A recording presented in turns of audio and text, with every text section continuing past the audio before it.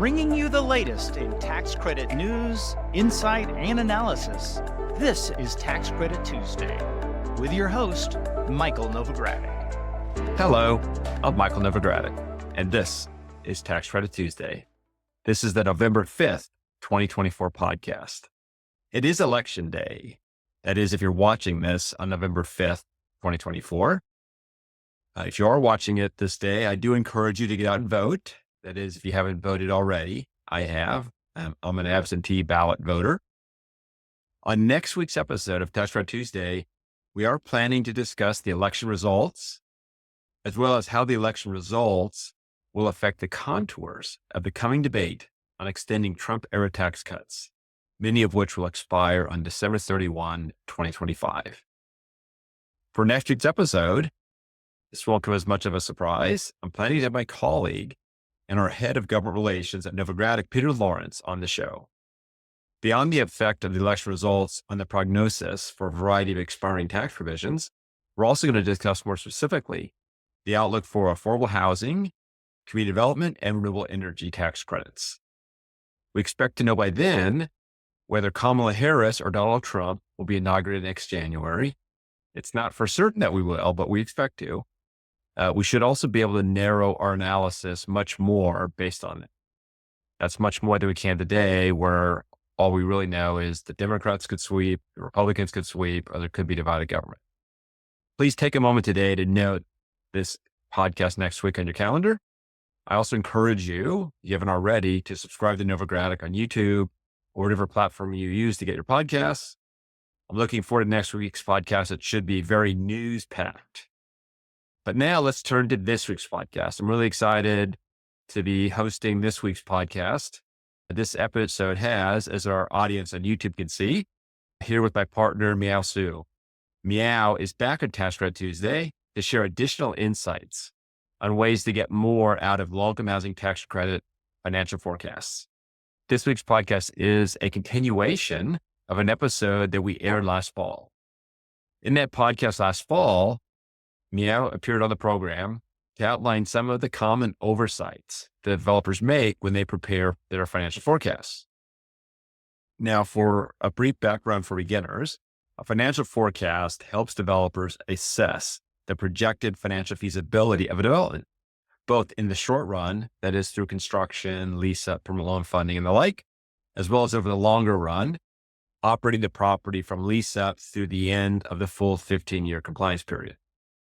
Now, a financial forecast takes a variety of assumptions or estimates and then calculates the sources and uses of cash during the development phase, as well as the 15-year operating phase, as well as estimating the tax benefits available to investors.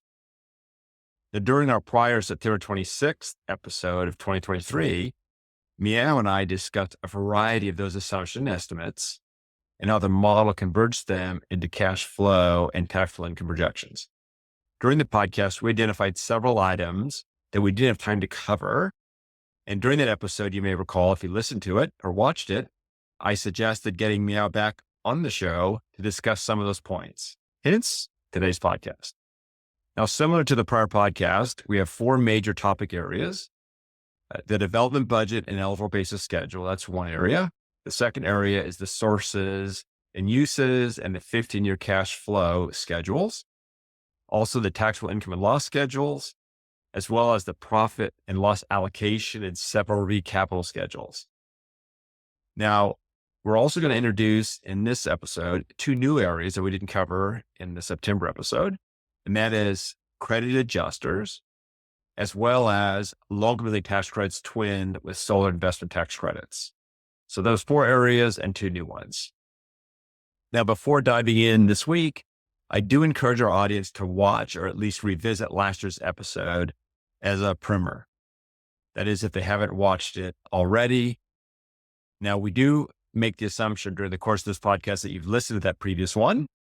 It's certainly not required, but certainly recommended. I will put a link to last year's show in today's show notes. And we'll also put last year's show along with this show in our playlist that's available on YouTube that's entitled, So You Want to Be a LIHTC Developer.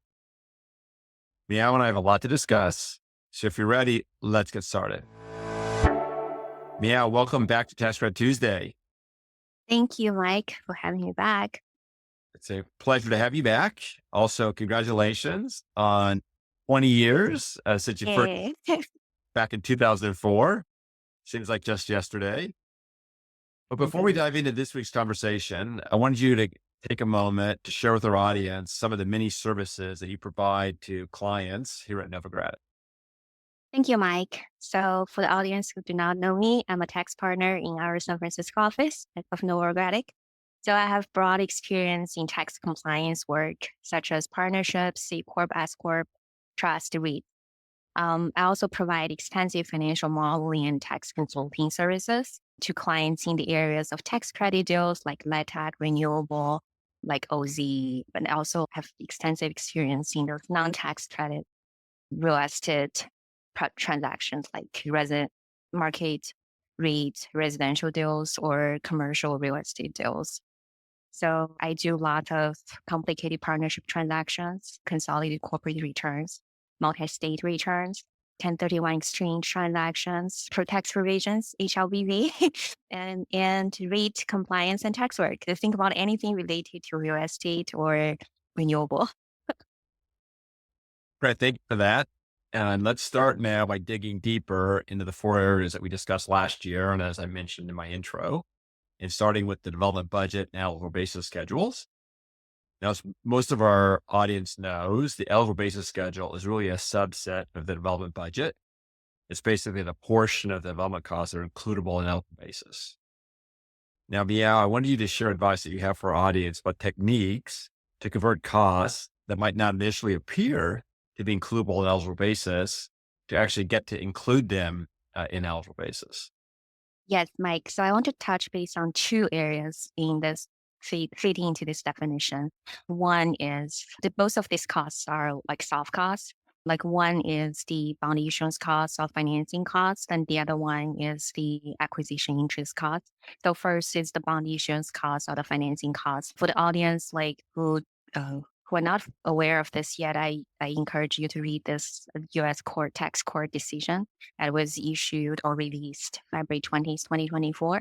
And that court case basically ruled that financing costs, including bond fees, whether it's tax-exempt bond or taxable bond, if those costs were incurred by reason of construction of a residential rental property, and it's during the construction period before the first year of the tax credit period, the end of that first year of tax credit period, court ruled that those costs will be includable in eligible basis. As we all know, before this court case, the IRS LIHTC audit tax guide told us insurance costs are not eligible basis because they're bad costs.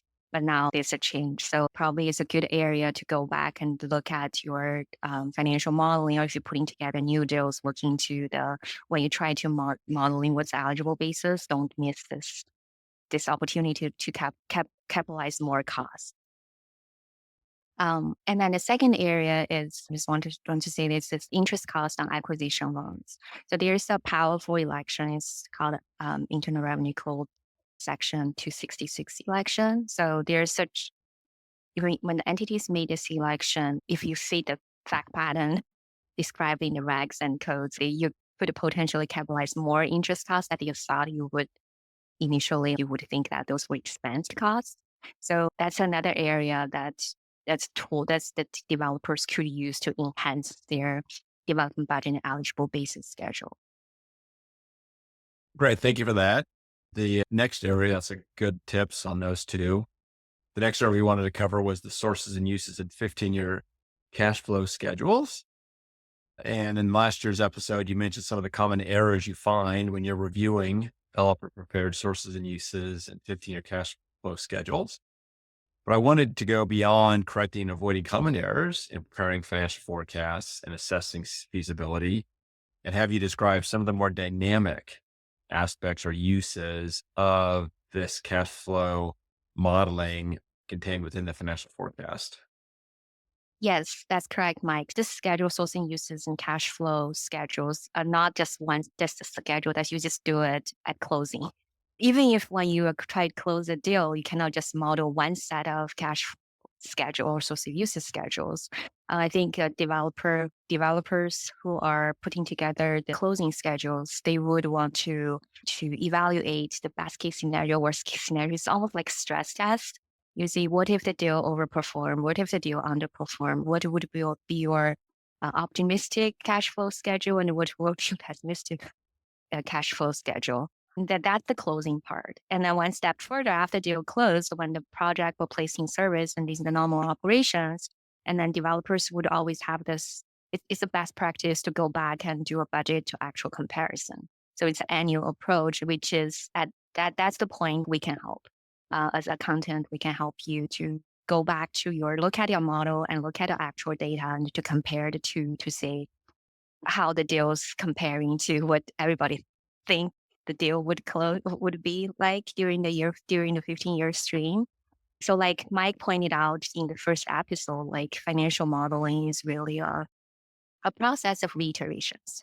You reiterate your assumptions, you reiterate your sometimes components of the logics or methodologies. There's a lot of moving pieces. It's a good practice to enhance your source and usage schedule. It's a good practice to look at your actual versus budget, actual versus projection, and then to find ways to make it more like realistic or close to the actual.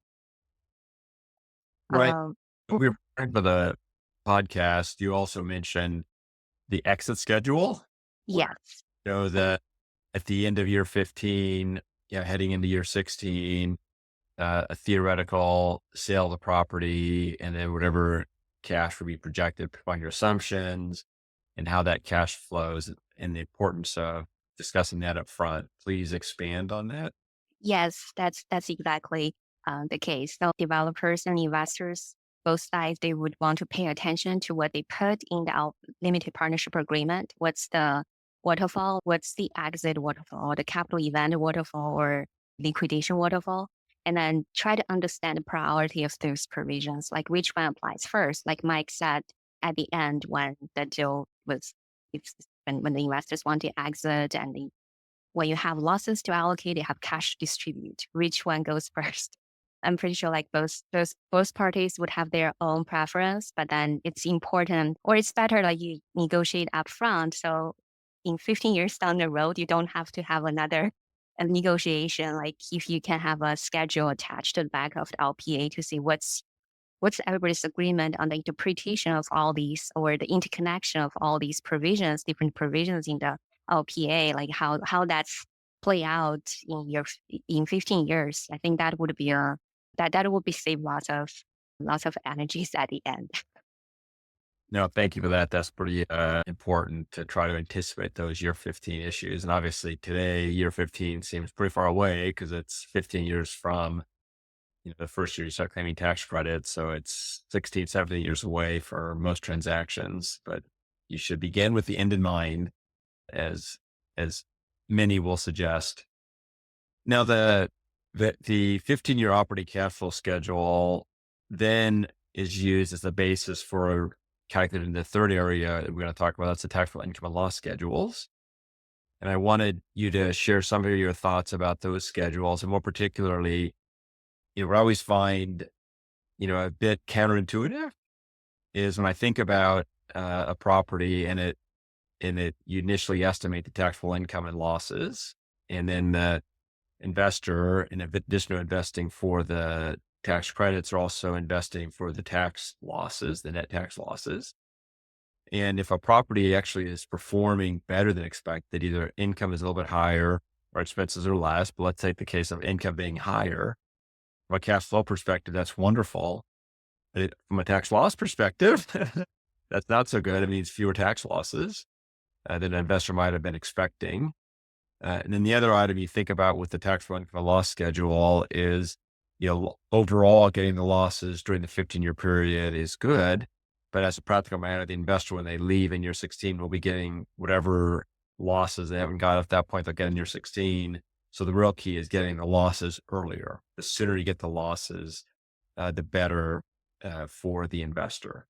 So if you could share some thoughts on ways to get more accurate predictions of income, as well as some of the techniques to be accelerating tax losses.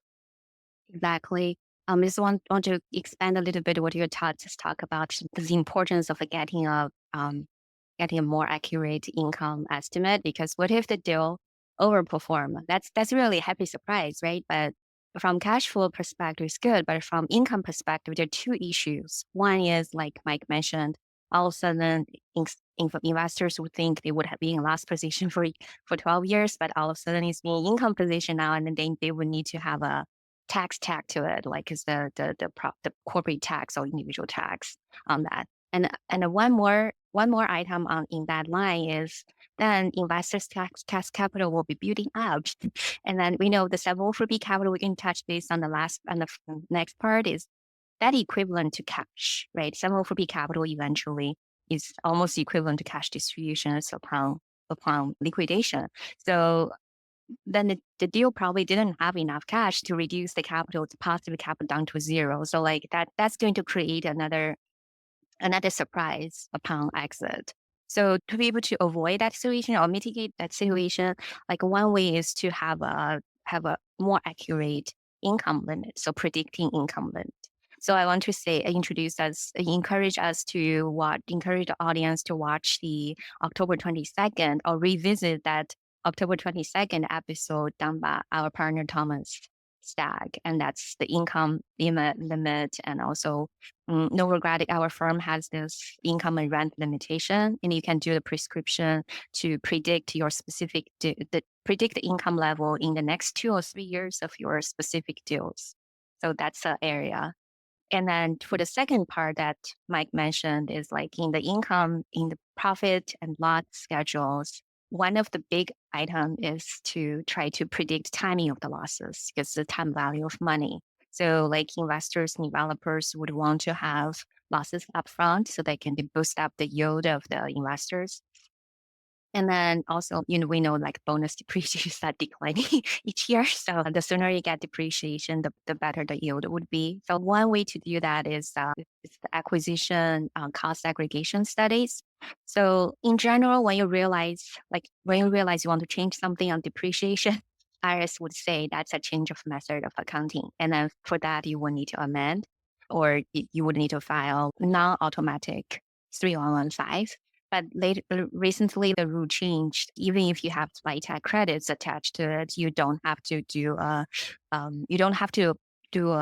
pre-approval 3115. You can do an automatic 3115 after you do the acquisition cost segregation study. So what that does is it's going to look into your acquisition costs and break that into different components. So maybe you put 100% to 80% to building, 20% to land.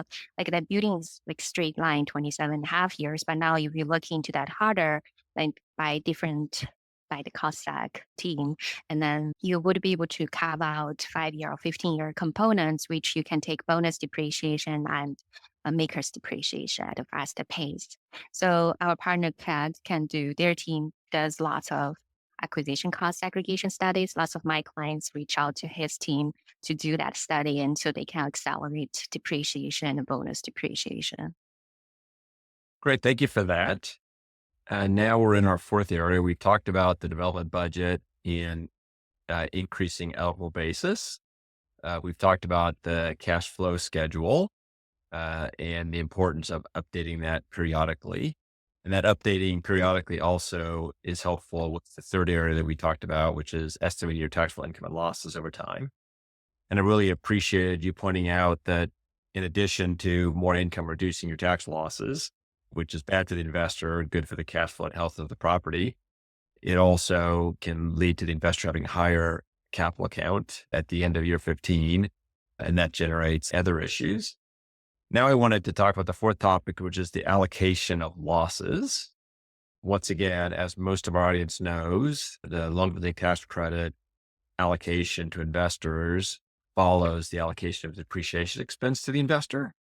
So that means being able to allocate the tax losses to the investor during the credit period, the 10-year credit period, technically for 11 years, because you want those spillover credits in year 11 from the first year lease up, whatever shortfall is there.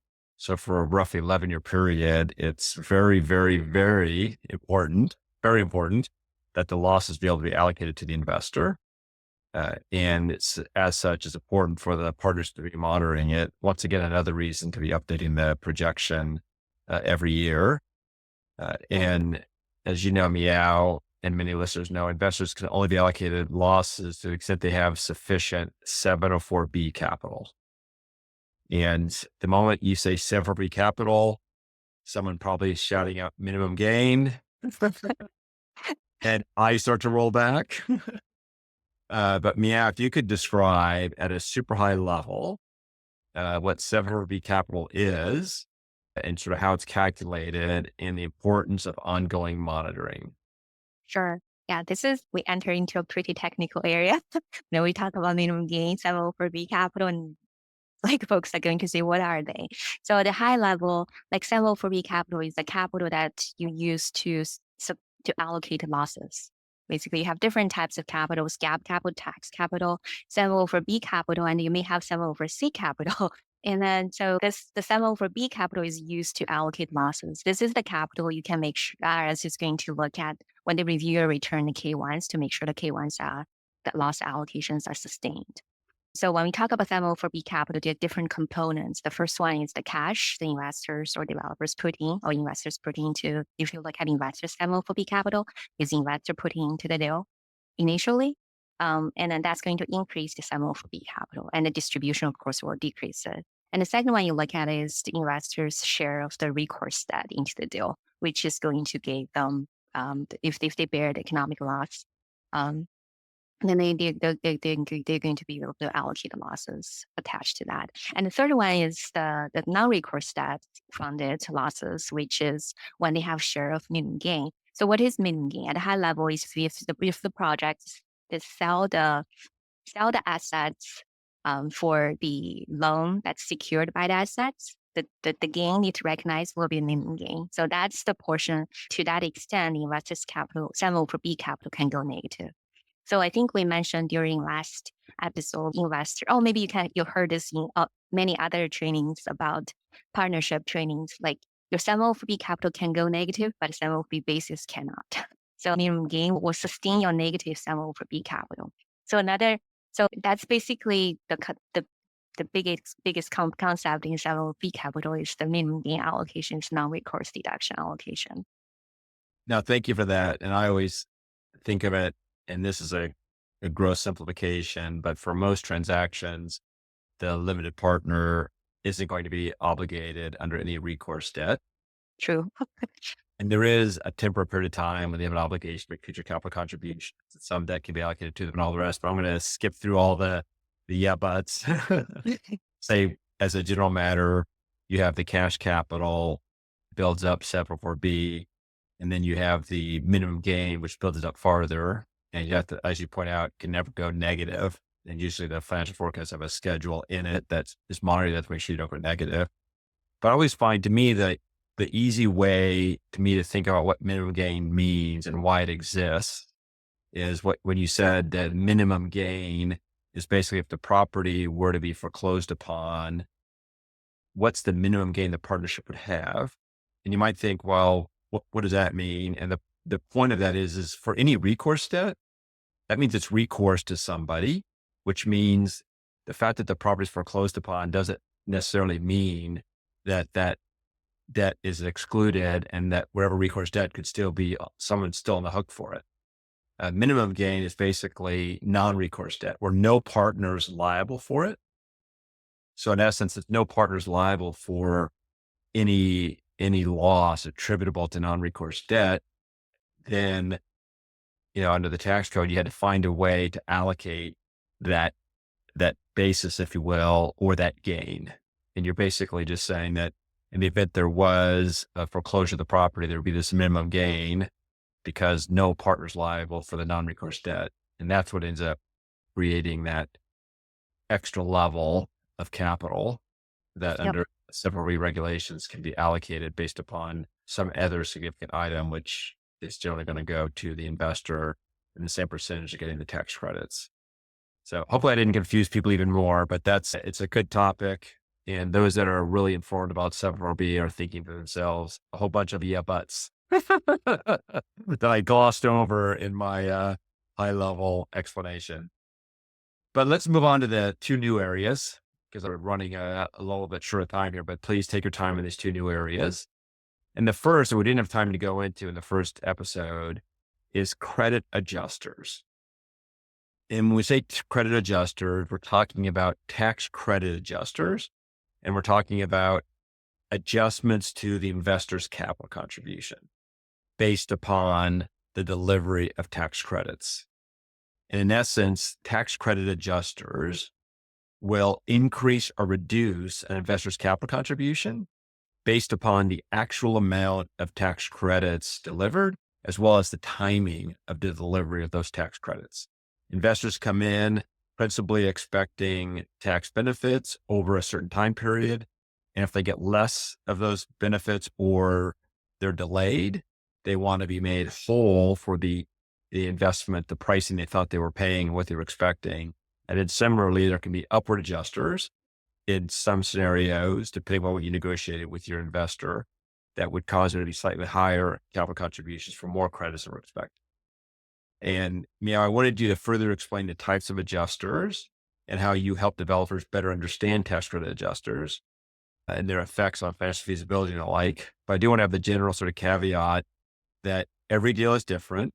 You have to review your partnership agreement for the types of tax credit adjusters you have, and then of course be monitoring them very closely.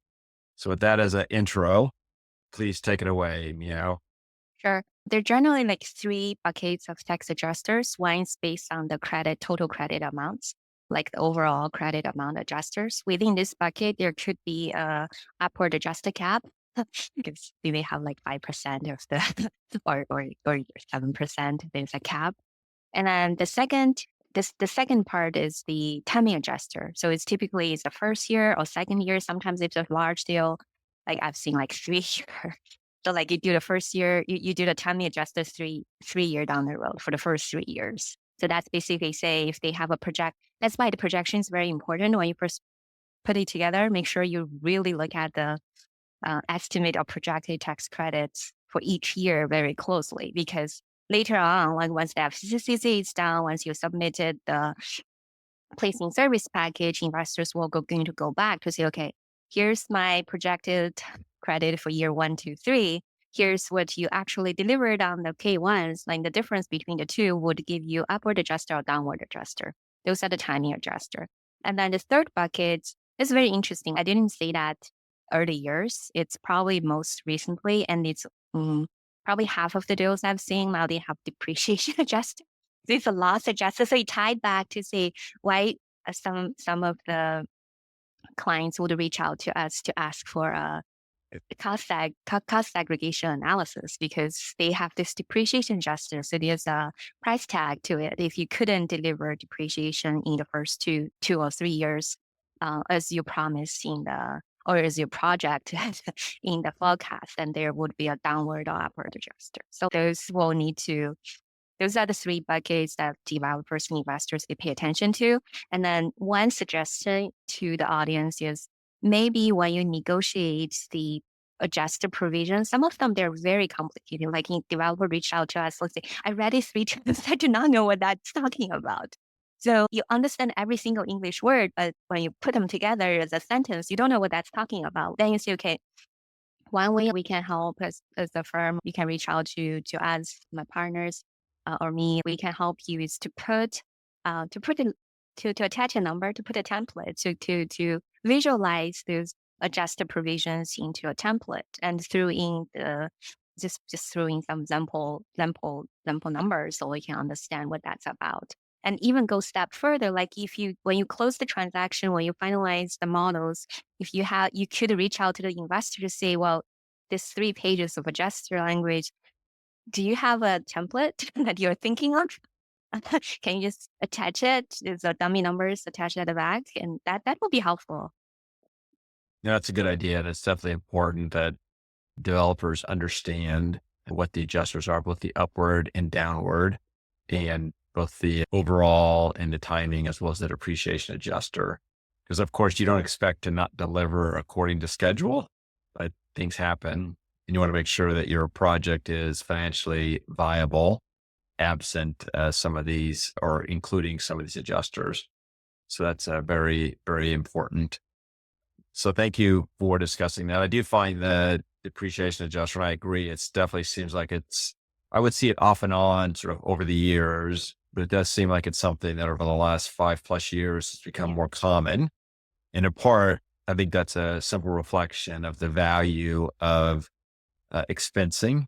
When you got with the 2017 TCJA, when you got 100% expensing and then it started phasing out, if a project got delayed, you would lose 20% of that expensing. And that can be pretty notable in terms of the annual losses. So it's definitely something that it was just a matter of time as depreciation became more important in the overall yield calculation, that those depreciation adjustments would make their way back again.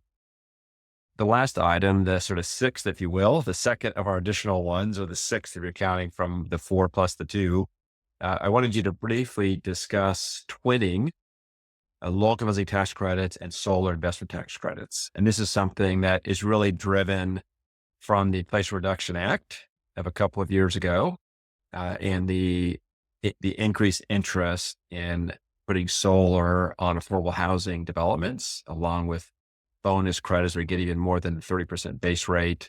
So if you could explain to our listeners some of the issues they should keep in mind when they're preparing financial forecasts with twinning these credits. And when I talk about twinning here, I'm assuming that the investor who's investing for the LIHTC credits is also investing for the solar credits.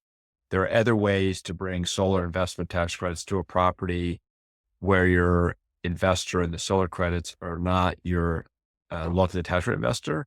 But for this purpose, we'll assume they are the same. And please reach out to me or Miao if you have the other scenario and you want to talk more about that. But take it away. Yep. So first, let me just explain ITC in one sentence. So it's just basically if you have put solar on the rooftop of a LIHTC project, and then those eligible costs is another eligible basis, but it's for Section 48 instead of Section 42. It's for ITC, and then the base rate will be 6%. And then if the deal meet the labor requirements, and then you can times that by 5. So the solar credit ITC rate will be 30% as the base rate, assuming the labor requirements are met. And then, so if you just give example, that's basically we know LIHTC, you have 9%, 4%. For solar ITC, the base is 30%, assuming labor certificate is met.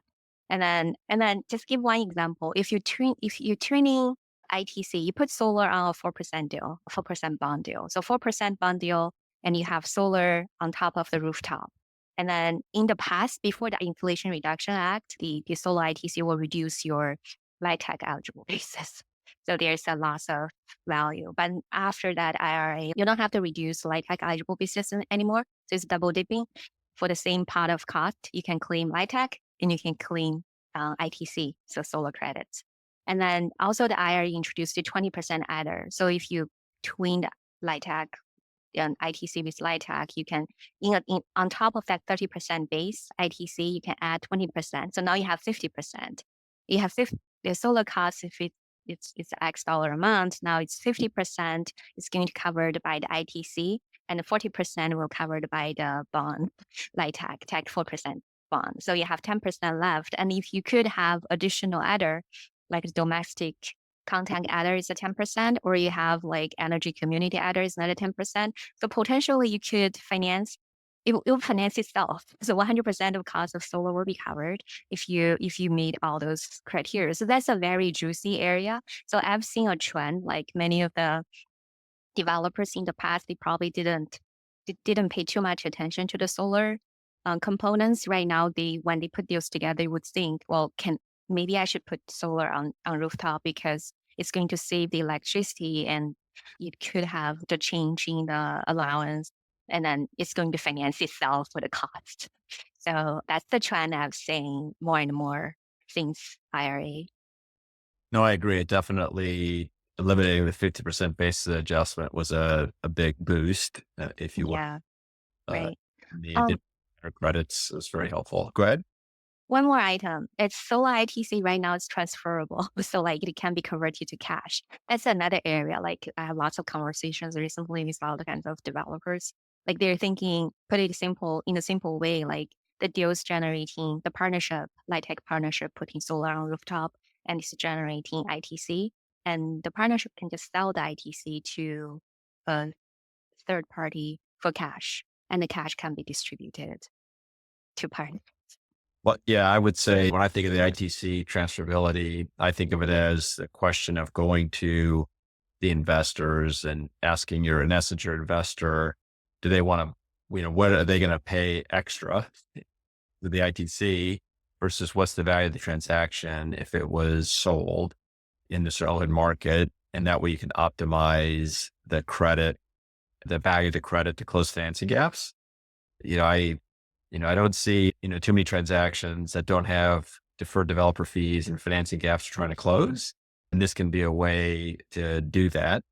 And you just have to optimize your execution. The plus side for the LIHTC investors is the ITC is claimed in the year you place the property in service.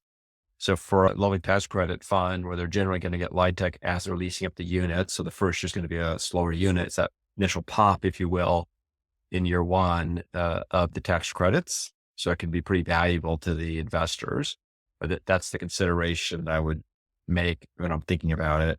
And then I would say from a overall financial feasibility perspective, of course, the state agencies, when they go to issue your 8609, they're going to look at the financial feasibility of the project. And do you need the full amount that you were originally expecting?